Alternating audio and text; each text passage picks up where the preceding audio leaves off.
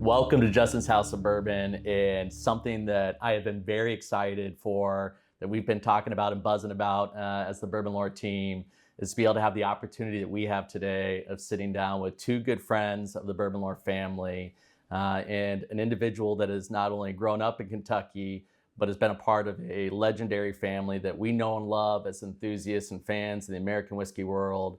And that is none other than Mr. Bruce Russell himself. So, Bruce, welcome. Thank you. And to one of my dearest friends and Bourbon Lore supporter number one, Mr. Ryan Alves here from Justin's House of Bourbon. Today, we're going to dive into all things, what it meant growing up in Kentucky, in the heart of American whiskey, but also two good friends that grew up inside of an environment called Wild Turkey and the Russell family. So, I can't think of more lore than that right there. So with that said, Ryan has blessed us, and we have to obviously do a proper blessing before we kick this off. With a few beverages that he brought, we brought our own, but clearly they're not the level that Ryan just brought out. So we're going to leave ours to the side. But Ryan, why don't you share with us what is it that you brought here, my friend? This is Wild Turkey American Spirit 15-year. I've always kind of said that my sentimental favorite Wild Turkey product ever. One of the best limited editions that has ever come out of Wild Turkey. And to me, I think what makes it so special, this is kind of one of the last things that Jimmy had his paws on. By the time this came out in the 2000s. 2007. 2007, the year me and Ryan graduated. This is when you had your high school graduation party? Well, maybe not quite. Not quite, no. Not quite, yeah. We were taking other stuff out of the garage, not this, you know. American Spirit's really special because it really was. It's almost like, I think, kind of the last of the Jimmy LTOs. Yeah. By the time that you got to the mid-2000s, my dad was doing most of the day-to-day operations and the blending and working on products and stuff like that. His first thing coming out in like 2001, which would have been the Russells. So this is kind of like an in-between the Jimmy style and my dad's style, which I think is super unique. It was the first Wild Turkey labeled bottled and bond ever. And back when he was telling the truth a little bit more than he is today. Talking about your dad or Papa? No, I'm talking about Granddad, Mimi, is what I call Jimmy. Yeah. Mimi he's a good company man. So when you ask him like what his favorite thing is now, he said, I like them all, you know.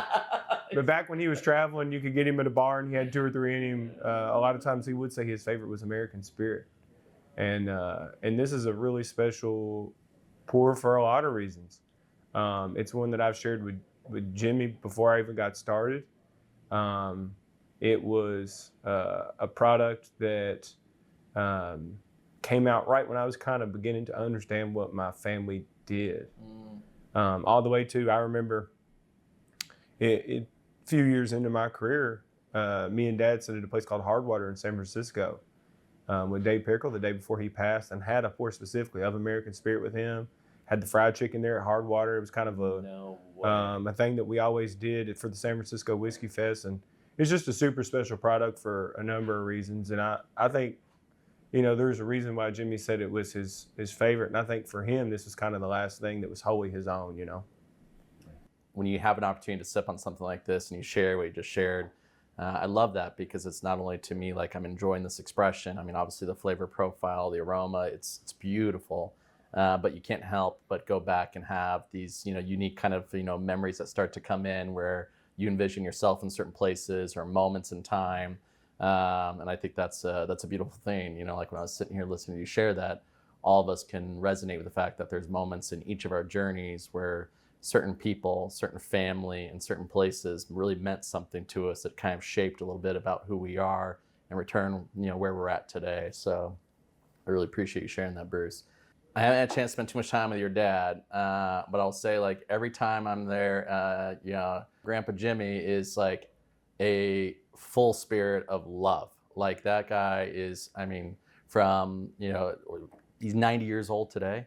Like, help me kind of understand what was he like when you were growing up as a kid, and like where and how did family, Turkey, I feel like to him, there's one world that he lives in, which Turkey is his family, right? And then in return, I feel like I'm a part of his family and part of your family when I'm there, just hanging out and chatting with him, right?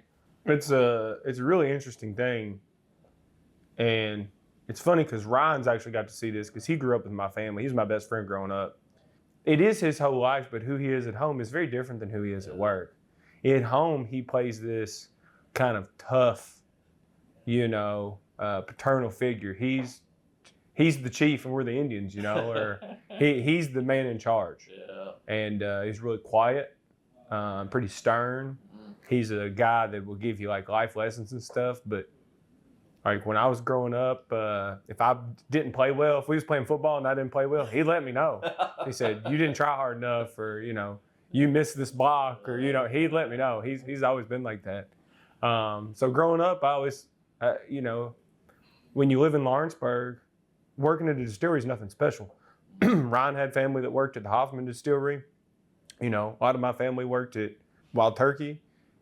My dad's first cousin was the head of quality over there at Four Roses. Her husband was like the plant manager there, and now is working over at Kentucky Alves. So, we've got family all over the industry. So growing up, I just knew Jimmy was the boss. And I knew that he cared about work, because when Dad went to work, he came home, I'm off work, Mimi, he had a little CB radio or whatever they're called sitting next to his bed on the police scanner or the emergency scanner, just so he could hear if anything happened at the distillery. And I remember as a kid him going out there at 1, 2, 3 in the morning when I would spend the night at their house, because there'd be something going on. Really? It's his whole life, and it's been his whole life since he was 19 years old. And that's what blows my mind, is that he's went to the same exact place for work.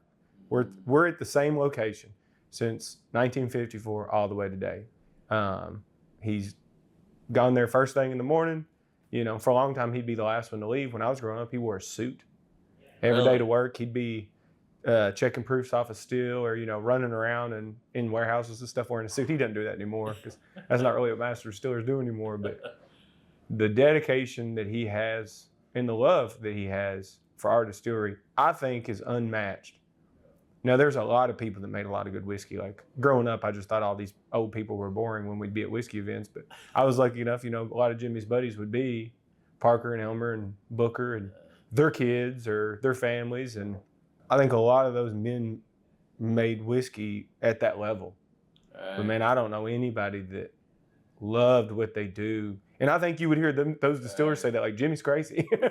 He's crazy about the whiskey in a way that it's hard to find people that are passionate about what they do like that. And let me tell you, I don't feel pressure to like match Jimmy or Dad, but it does put a little pressure on you to match his. I mean, he's 90. He's got more energy than me when he's out there. Like you said, he's ready to. He's out there honking his horn. Come visit with me. I want to tell you a story. Take a picture. Driving Lexus around. Yeah. Sometimes my granny's in the car and she don't want to be out there. She's mad because they've been out there for 4 hours and she's hungry. But trying to match just a fraction his passion. I mean, that's the pressure. Is getting out there and caring about it as much as he does. That's tough, because it's his whole life. And I think when you look at that level of commitment that he has to Turkey and to obviously the community that's there, and you think about kind of I'm sure Ryan, on your side as a friend and kind of growing up in that environment, what does that I guess what does that mean to you, and like how has that how's that left an impression on you or influenced you in some way? I think Bruce and I both would agree that I probably wish I would have cared or maybe thought about it a little differently earlier.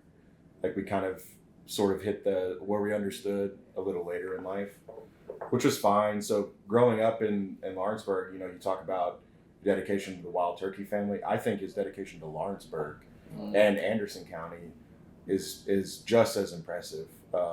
It's a guy that you would see at every high school basketball game, all the high school sports. Bruce's grandmother worked in the high school. And they were huge supporters of Little League baseball, Little League football, high school football, middle school sports. Like, they were there. Jimmy was a bookkeeper for the high school basketball team for years. and growing up, it's funny. I knew of him as like an athlete, really. You would hear the legend of Jimmy Russell, maybe one of the best athletes that have ever come through Anderson County. I never really thought about him as like this Bourbon figure until much later in life. Actually, I told people all the time, I used to think that they owned the distillery. I didn't know. Like, all my friend's family owns the distillery. I had no idea that, Pernod or any of those other people, like, actually, that's just kind of what I thought. And, when we were kids and going on family vacations together or going to Destin to go travel baseball or whatever it was, we're all spending time going out to eat. I never saw him as one of the best master distillers in the history of bourbon. I just saw him as Jimmy from Kentucky and just my friend's grandpa, and somebody who didn't really talk a lot, but when he did talk, you listened. Yeah. Because he was either, talking at you or sharing something that was worth listening to or soaking up. I think a lot of people would naturally assume, Bruce, when growing up as a Russell, that there's obviously a conversation that's occurring with what the family kind of like heritage and legacy is with turkey, and in return starting to set an expectation like to keep this going. But it doesn't necessarily sound like that was maybe a standard conversation that happened at home. It wasn't something like when you grew up, your parents would talk to you about like, hey, this is a big responsibility, you need to step up. And that conversation didn't happen until you decided you were going to get into it. Because I think for most of the families, they realize that when you get into this is something my dad told me when I first started. He said, this can be an awesome experience for you. This could be an awesome opportunity and a great career. But you have to realize that you're not starting a job. You're not starting a career. You are going to have to give a part of who you are as a person to this in a way that other people don't have to with their jobs. You don't get to get off at 5 o'clock and come home and clock out, right? Yeah. You're still who you are. So if you're going to do this, you have to realize that you're going to have to dedicate a little bit bigger part of your life. Now it's a great job, right? It's a lot of fun. I love what I do. And those conversations came about once I kind of went to Dad and was like, I want to do this for a living. And did you feel like a sense of pride already in watching your dad and your grandpa do what they were doing with Wild Turkey, where you felt in a way that you wanted to continue that on? Like, I'm curious, like from a motivation standpoint, what inspires you to want to be a part of Wild Turkey and the Russells, heritage today? Well, to be honest, until I was in the industry, it's kind of like what Ryan was saying. Whiskey was always around, right? Yeah. There's whiskey in the garage. Right. Dad would talk about whiskey. Jimmy would talk about whiskey. People in the community would talk about Dad and Jimmy working at the distillery because Jimmy would be their boss or something. Or they'd be mad at Dad because they were union worker and Dad was a supervisor. You never know. But I didn't care at all about what they did besides like, oh, I get to go hang out at the distillery and it's cool. Or there's the family get together where I get to ride on the hot air balloon or whatever. Plus, you also ran through a lot of periods where whiskey wasn't necessarily at the level of notoriety that it is today. So I'm sure there was plenty of hard times, as many as there are some amazing times that we're celebrating. I think that was a big part of why they didn't really push me to get into it. It's because I was born in '89. And so for the first 10 years of my life, 12 years of my life, whiskey wasn't good. And even when it started, you started to see that kind of uptick with some of these brands. Let's just be clear here. The whiskey was delicious in the 80s from Turkey, but the industry, the business wasn't good. Yeah. Better than it ever has been. But we even took a little bit longer, I think, than some of the other brands for the bourbon boom to like affect our brand. Yeah. And so for a long time, it was just like, don't get into it. It wasn't really until I started that I realized what an opportunity this would be for me and how I really did get passionate real quick. And a lot of it for me wasn't, I wanted to continue on the whiskey. The whiskey is kind of a plus. Right. For me, it was, I kind of got to meet my dad for the first time. So you think Jimmy's quiet at home? Dad's real quiet. Ryan don't know this. And my brother's real quiet. Like my mom and me always joked, like they drive to Florida. It'd be 11-hour drive, 9-hour drive, whatever it is, down to Destin. They talk for 15 minutes, tell each other, I gotta go to the bathroom. And that's all you get. Both of them are like that. And so I started at the distillery, and it was probably about 3 months in, I was giving tours. My boss was Olivia Rippey, who's actually a descendant of the original family that started our distillery operation, the Rippeys. And Dad come on a tour, and he listened to my tour, and he, in a roundabout way, was like, "You don't know anything." And I was like, "Oh, what did I get wrong?" You know, I read off the sheet that they gave me. He said, "Well, your stats aren't really that wrong," but he wanted to teach me why we do what we do and not just, you know, the numbers like you'd get from any tour. So he was like, "If you're going to be my son doing this, you need to at least know the basics." And so we spent a whole afternoon together. I was taking notes in this, you know, Caldrell notebook, and because I was still in school at the time, and as long as he'd ever talked to me in my life. Wow. And me and him were closer, probably growing up, than him and my brother, because I would force him to talk. I was a big talker when I was growing up, and I kind of knew then, like, this is going to be an opportunity for me to get to know my dad in a way that I wouldn't otherwise, because he is so quiet. He's to himself at home. And at work, I saw that he could talk. He was passionate. He was pretty intelligent, you know, like he knew a lot more than I ever thought he would. I was like, well, I don't really know what he knows because he's never said it. And it did. It shocked me. And that's really the best part of this. You just kind of said it earlier, I think, when you were talking about just bourbon lore in general. And I think Ryan would agree. The best part of this whole thing, no matter what you're doing in the industry, and it's just spirits in general, it's the people. It's the people you get to meet. It's the people that are involved in making it. It's the people that are involved in selling it. It's the best community I've ever been involved in my life, because you get to meet all different kinds of people, and they come together to share a thing with each other. And you know, you're usually not having a bad time when you're drinking something like American Spirit. So hanging out, having fun, and part of those people is my dad and my granddad. I wouldn't know them otherwise. I really appreciate you sharing that. I mean, it's powerful when I sit here and just hear you in such an authentic and genuine way express that. Some of the friendships that both your dad and your grandpa had, whether it was, you know, legends like Parker Beam, I would love to just, like, what are some of the moments or memories that you have of some of these individuals that we all read about, but you actually lived in that environment with them?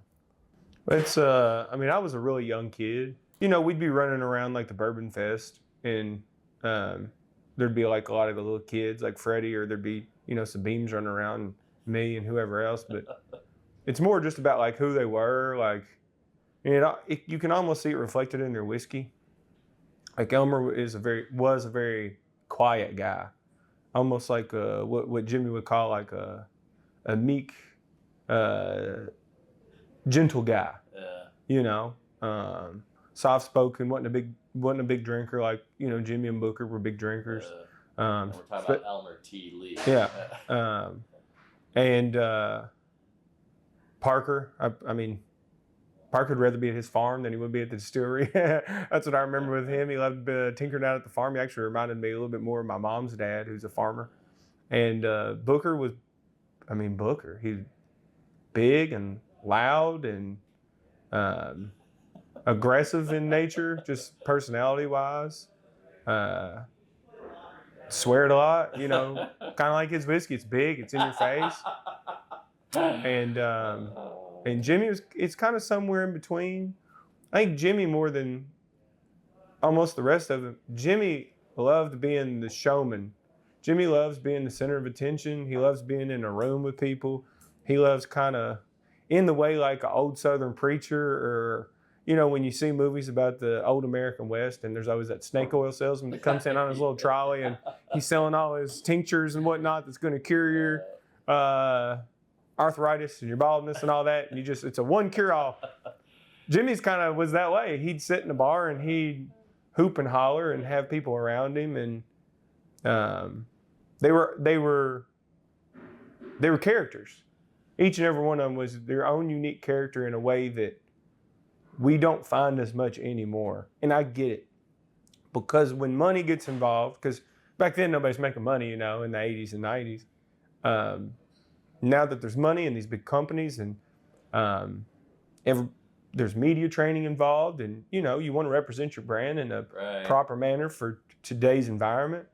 But back then, every single one of those dudes, whether it was Jimmy or Booker or Elmer or Parker or Lincoln Henderson, whoever it was, they were characters.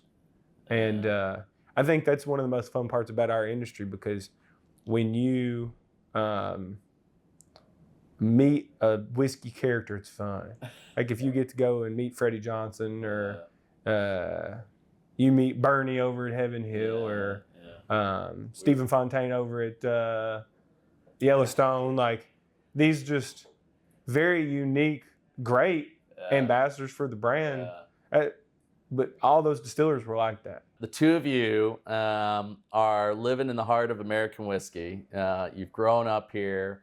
I'm curious, when you think about how maybe there's certain moments that influenced or impacted you that you think back on together, like what are some of those moments in American whiskey that either you experienced down the road or years ago, or you're experiencing today, that gives you a sense of like, wow, I'm so excited, thankful for where we're at and what we're doing, because obviously you're two friends, but you're also two leaders within the American whiskey world. I remember going on a tour where he was the tour guide. And I remember that's my friend. Like, that's my buddy. and being very proud of him. And I remember a GQ article that they did with you and Will Freddie and Rob. Yeah.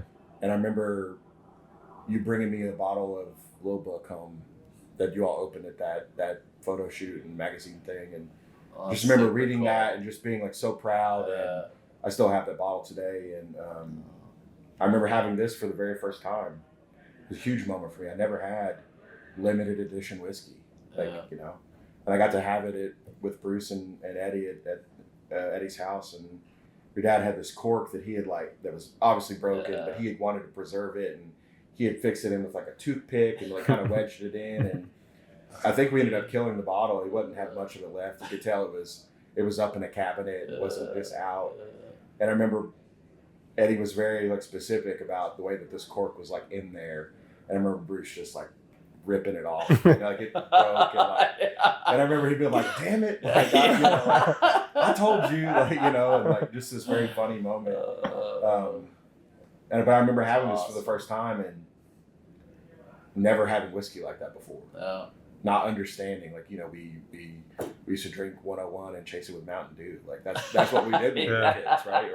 Or we would skip the really cool stuff in the garage and take peach schnapps. Oh. You know what I mean? We just didn't really get it. I wish that I could go back, but I want to go back to what was in that garage. A lot of Russells. A lot of Russells and old rare breed. Old rare breed. 108s, yeah. But I remember having that and it's sort of changing this, sort of hitting this thing in my brain, whoa, that is what's possible. I didn't know. I remember being in college and going to bars and seeing people. This was a huge moment for me, walking into places. Some of them are still there, some of them aren't, down there in the little pavilion area, downtown Lexington, and walking into places and seeing people drink Wild Turkey.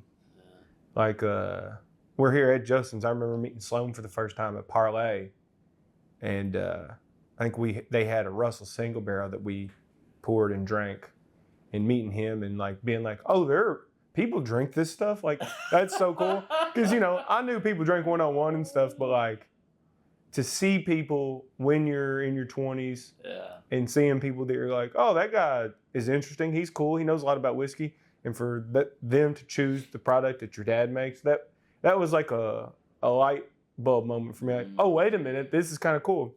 My most recent change, I think, has been the biggest thing for me.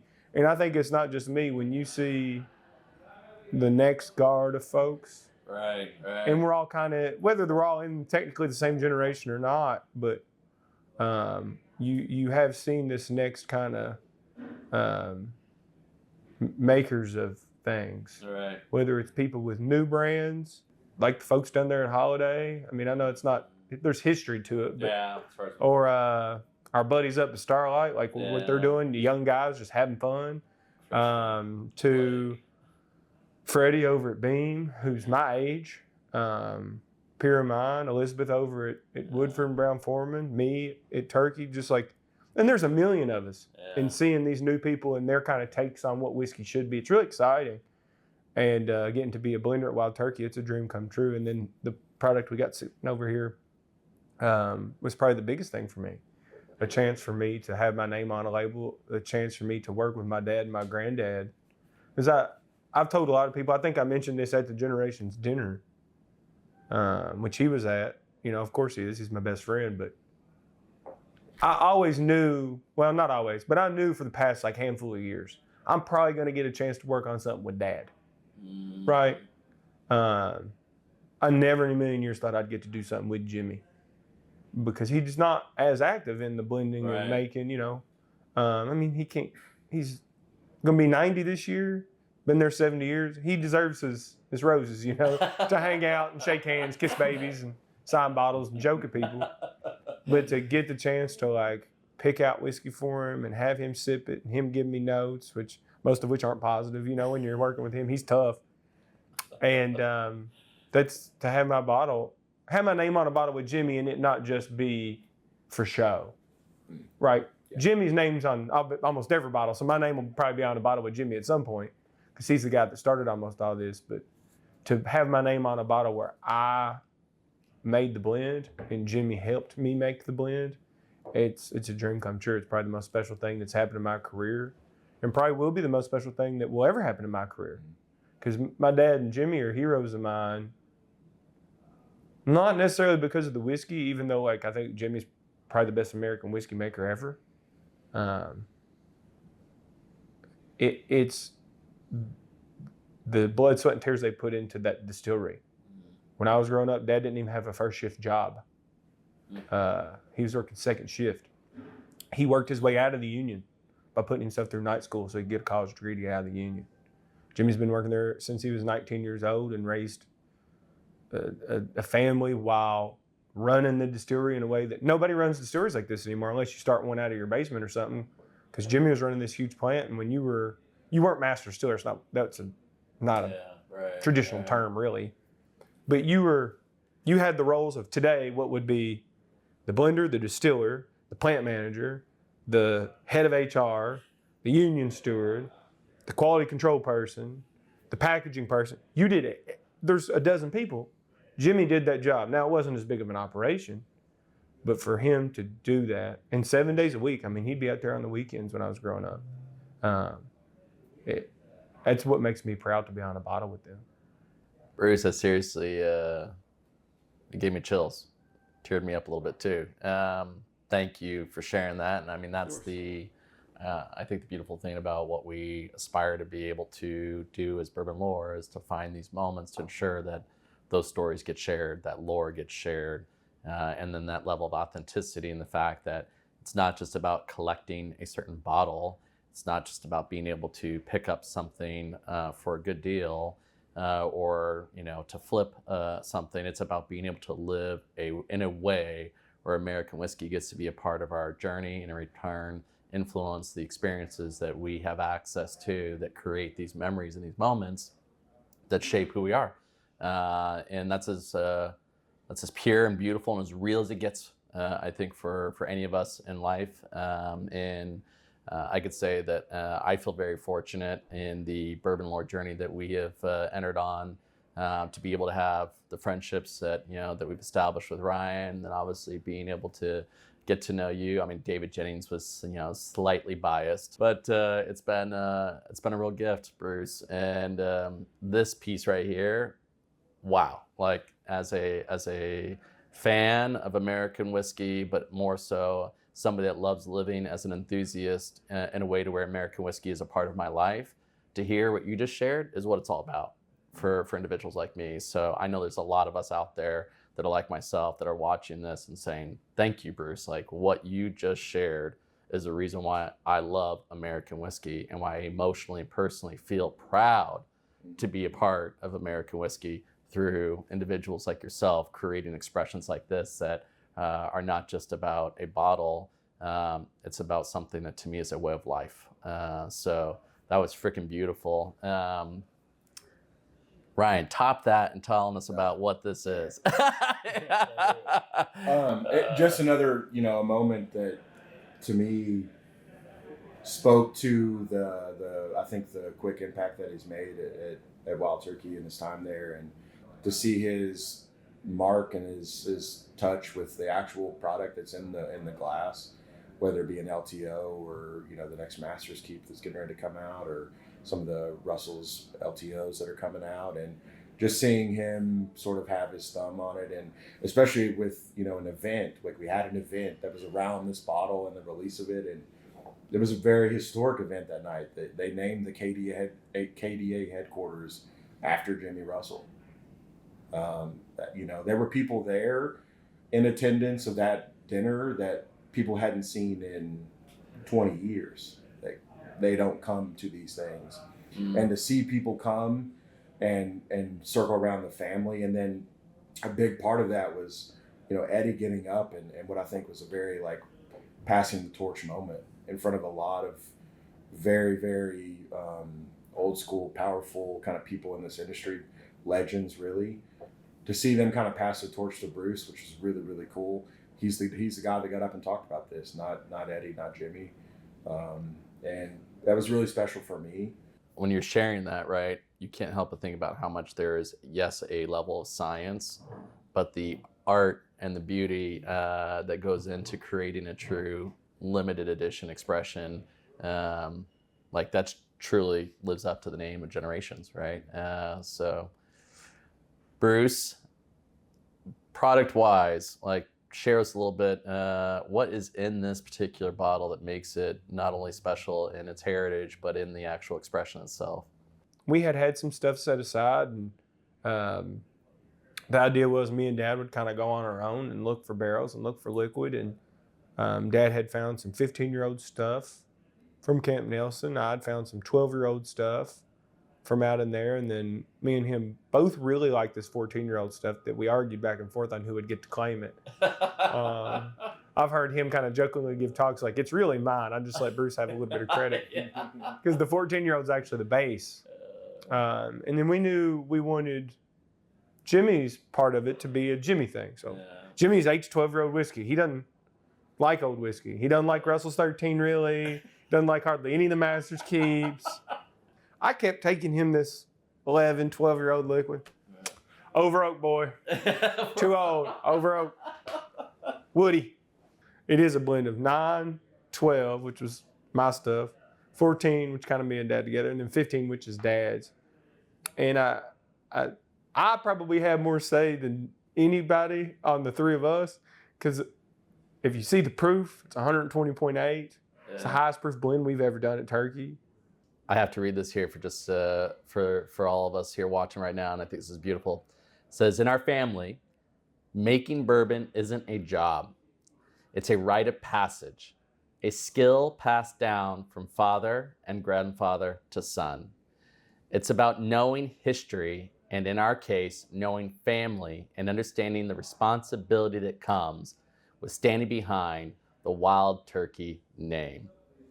I think it's freaking beautiful, brother. So from the Bourbon Lore family to you, I'm honored to be able to share my first pour with you. I know. I am excited to be able to have this generations here with you. We did the event at our good friend's property over at Hermitage Farms, and it was really special. It was an awesome event. Like I said, the legends are in attendance. Yeah, a bunch of people that I hadn't seen since I was a kid. Yeah. And then also, just kind of luminaries in the industry. And it takes Jimmy to get people out like that, really. I mean, a lot of people are like, oh, it's the family. It's Jimmy. Because he is. It's like when Fred got up and talked. And Fred was torn up when he was talking. All of us got torn up when we were talking. But Fred a lot of times will say, he sometimes refers to Jimmy as dad. All right. Or when his father passed away, Booker, Jimmy was the first person he called. He said, Jimmy cried more than me and my mom did. Jimmy's kind of like everybody's grandpa, because he is the last of, all those guys were like that, but Jimmy's the last of them. And I think that's something super special that people recognize in our industry, is that he's the last person, and I've told a lot of people this, he's the last person alive that worked for a big distillery operation that will make whiskey. And what I mean by that is, if you walk into a big old distillery, I am not running the fermenters, I'm not running the stills. It's automated. Every large distillery operation is. There's dozens and dozens, and if you include all the union folks that do all the hard work, hundreds of people at every distillery that are doing all this. Jimmy was doing it. He had his big old, what looked to me like a pizza paddle, stirring fermenters. He was in his suit taking proofs off the still. He's done just about every job in the distillery, and he's the last person that I know of, except for the folks like out at Mount Vernon doing the handmade George Washington whiskey. And they're awesome. Steve Bayshore and them are awesome. But Jimmy did that at a large facility and was the last living person that did that. And that's something super special that I think the whole industry can kind of get behind. In the world, I mean, last in the world. Yeah. Like, not even just here. Like, Amen. longest tenured master distiller in the world. Yeah, in history. It's crazy. Extraordinary. Yeah. Well, to those that have come before us, to the history of American whiskey, and to the memories and friends that we're curating and creating today through unique moments like this, cheers to you, Bruce. Cheers to you, Ryan. And God bless American whiskey.